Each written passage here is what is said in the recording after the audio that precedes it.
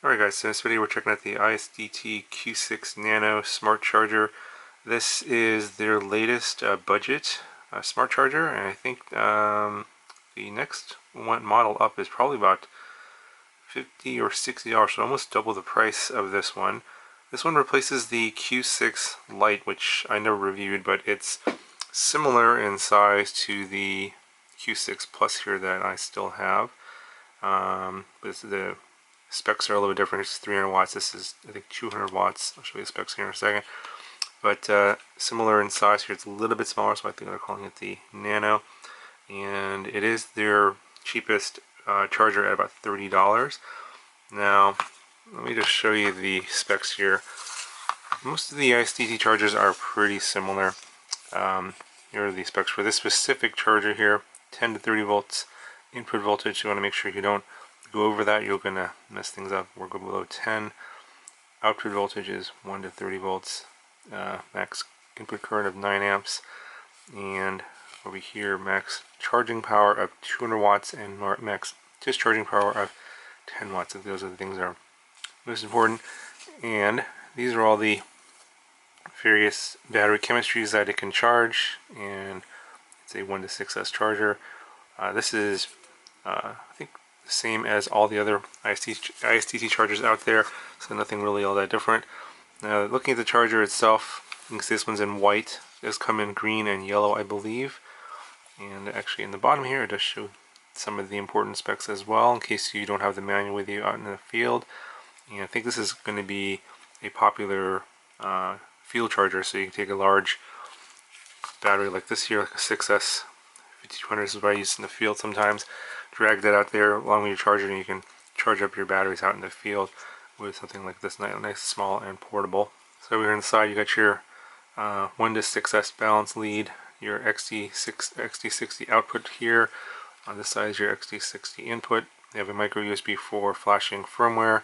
That's pretty standard nowadays. And on the back, you got your cooling fan. And so there's no vents on the bottom. Air is drawn in on the front and exhausted in the back. The interface here is a little bit different. We have a smaller screen than previous generations, actually quite a bit smaller. As you can see, the screen size is maybe about 2/3 the size, or even less. Instead of the scroll wheel, which I think a lot of people had some issues with on previous iSDT generation smart chargers, they've gone to this jog, I don't know what you call it, joystick, whatever. So basically, you can select by pressing the middle, and then there's the up button and the down button. And I can tell you right now, after playing with this for a little while, hitting the middle button is tricky. So they've elected to go with a different interface clicker here, probably because this is less likely to break, but it is pretty hard to use. I think you can get used to it after a while, but it is tricky to hit that middle button, and oftentimes you hit the top button or the bottom button. I'll show how this works here in a second.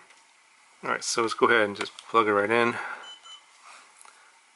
And this one does not turn the fan on like a lot of the other chargers did in the past. I think that's a firmware change. Obviously, the cooling fan will turn on later when it gets warm when you're charging. But it's typical iSDT interface here. It shows your amps, milliamps, the voltage of the battery, and the cells. And this is up to, obviously, max of 6 cells. To get into the main settings, you have to long press the center button, which I can tell you is going to be tricky to hit on the first try here, so I'll try. Nope. There we go. Nope, that's not it either. This is the task setting if you want to charge. Now, if you short press, you'll get that. But if you want to hit the settings for the charger, you have to long press that middle button. There we go. So it's a little tricky to get there. But here are your settings for the charger itself. Lowest input voltage, you can set that. So again, hit the middle button to select. Nope. Hit the top button there.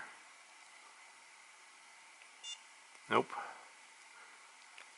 Alright, there we go. So very tricky. So lowest input voltage. You want to set that to based on the number of cells you have here. So this is a 6-cell LiPo. So probably the minimum voltage you want to go to is like, say, 3. That's like the bare minimum. So then you want to set that you don't want to go below 18 volts. So try and select that. There we go. and that will make sure that the charger will stop working once the pack hits 18 volts. So if you have like a 3-cell or a 4-cell battery, you'll adjust that based on what you want. Ideally, you're going to want that to be higher, something like 3.5 volts per cell times 6. So I think it's going to be like 21 volts. So that you can adjust to what you want. You can adjust the max input power. That's the backlight here. For outside, you definitely want to be on high. I think in bright lights, it's not really that visible. And then you can change the clicker volume, the noise it makes. I usually leave it low, just so I can hear that you can hear the clicks when you're clicking the button. Completion tone will repeat when the charging is over. So you can change that so that it's just a single beep and then stops. But I usually leave it on repeat.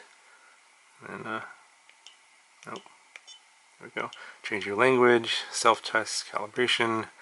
Batco. So this charger supports Batco technology, but I can't demonstrate any of that because I don't have any of the Batco batteries, and it's not really that popular. I don't think a lot of people have those kind of batteries, but this charger does support that if you happen to have those. And then there's system info, and hit the back button to get out. Alright, so I'm going to charge this, what do I have here? I have a 4-cell 1000 milliamp hour battery for demo, and we'll just plug in the XD60 here. It shows you the overall pack voltage, 15 volts. And you got to plug in the balance lead. So the black wire goes to the bottom here in the negative. Then it will show you the individual cell voltages here. And to charge, you press the center button. See if you press the down button, that gives you system info. If you press the up button, see, just nothing happens because it's just beeping. So hitting the center button is tricky. There we go. So under task, you want to charge, but hitting that button is so hard. Come on. There we go. So you have charge, discharge, storage, DC power, and destroy. So in DC power, you can actually just make this XT60 supply DC power and act as a power supply if you want. And you can set the voltage there. I typically use charge or storage charge. I don't use the other ones. Destroy will take the pack voltage to 0 volts. It takes a really long time. Not a really good method of using this. I mean, sometimes it'll take days for you to drain a battery out. But go ahead, I'll hit charge here. Alright, battery chemistry, all your typical selections are here. So most of you guys are probably going to use either high volt, LiPo, lithium ion are probably the most common ones. And under condition, that's going to be your end voltage. You can either undercharge or overcharge if you want, but I would recommend leaving it at 4.2 volts. The cells is automatically detected like all other iSDT chargers, and you can set your current here. I'm going to charge this at 1C, which is 1 amp. And let's hit start. And then you immediately see the amps go up to 1 there. You see the milliamps come in over here. That's how many milliamps you can put into the battery. Your individual cell voltages here. And then this little, I guess little bar here is how much is percentage of the battery is full. So right now we're pretty empty, of course, or at storage charge. But after, I don't know, it shouldn't take too long, but the internal resistance number should show up here pretty soon after you start charging. You hit the down button, and then they'll show you the cell internal resistance. And you can see this battery is old. The variance is low is 24 and high is 32. So this is not a very good pack. But again, these numbers will change as you go through the charge cycle. Towards the end of the cycle, the numbers will probably go down. If they go up, that means your battery is probably in really poor health. But typically they're pretty high at the beginning, and then if you want to know what your actual internal resistance is on the cells, wait till the pack's fully charged and I'll show you those numbers across each cell, and you can see if there's a large difference between the different cells, then you can tell that maybe one of the cells is bad and the battery pack is no good. Okay, if you hit the down button again, you get the system info, which shows you the input voltage here, 23 volts. That's the 6S pack here. And then this is the voltage of the pack that's being charged, 15.3 volts. And it shows you the current or the wattage. and also shows you the temperature of the charger. Currently at 91 degrees, it's the internal temperature. So the fan hasn't come on yet. Not exactly sure what temperature it does come on, probably around 100 degrees Fahrenheit or so. And then this shows you the number of total charge cycles on the charger itself. And once you complete a charge, it'll actually increase these numbers here. Okay, so if you want to change the current in the middle of the charge, you can press the center button.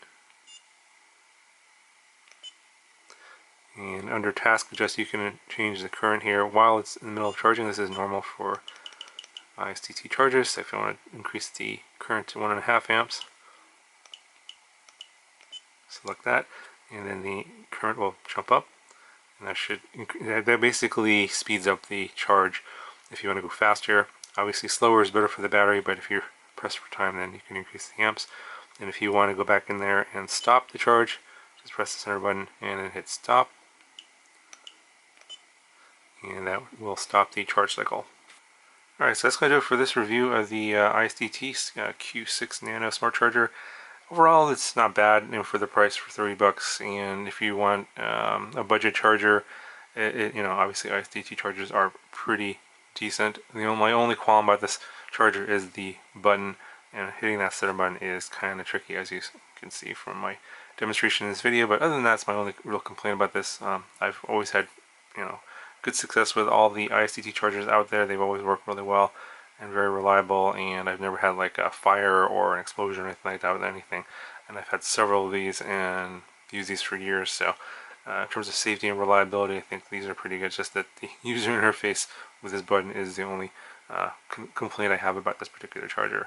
Anyway guys, that's going to do it for this video, and I'll talk to you guys in the next one.